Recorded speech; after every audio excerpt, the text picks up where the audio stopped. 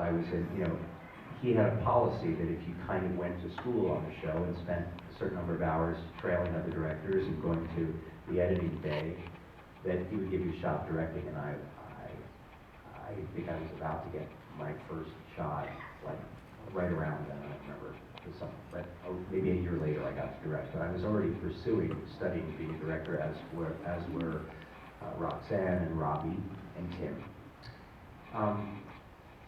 And I'm leaving his office, and I knew, because I'd seen Generations, the handoff movie between the original cast and the next gen.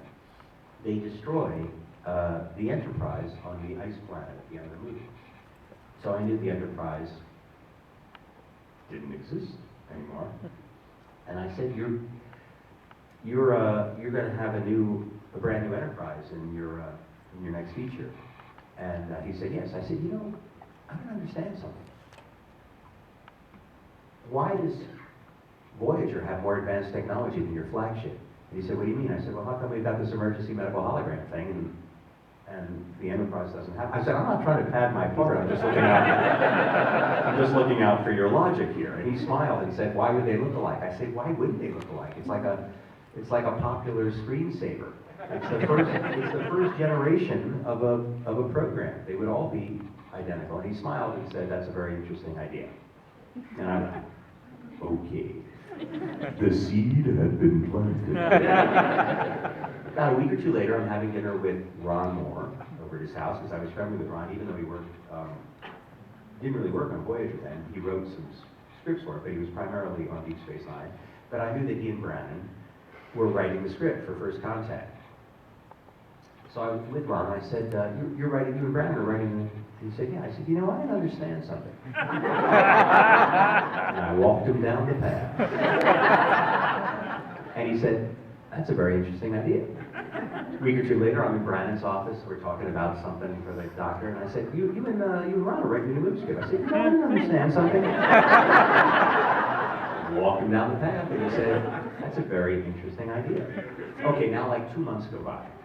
And I'm on a break shooting in my trailer, shooting Voyager, and I get a phone call from Jonathan Frakes, and he said, I just wanted to thank you for helping me get to direct the next Star Trek feature. I said, what do you mean? He said, well, the episode that was entirely the Doctor, the first one I directed on your show, is called Projections, I think, where the Doctor thinks he's real.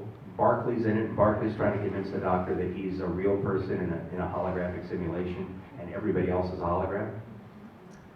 Jonathan directed that. It was a very popular show, and the producers gave him approval. In other words, the feature side of Paramount, the feature side of the studio had to approve this TV guy, even though he was going to be in the feature. They had to approve him as a director, and that's how he got approved. And I said, that's very, very gracious of you, but I'm sure you got the job, on your own merits. I said, but I don't understand something. And I told Jonathan the whole story. He went, that is a very interesting idea.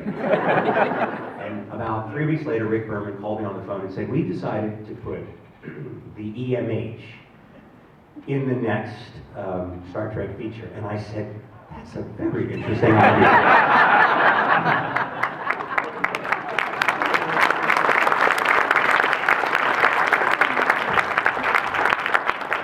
Yes, this gentleman in the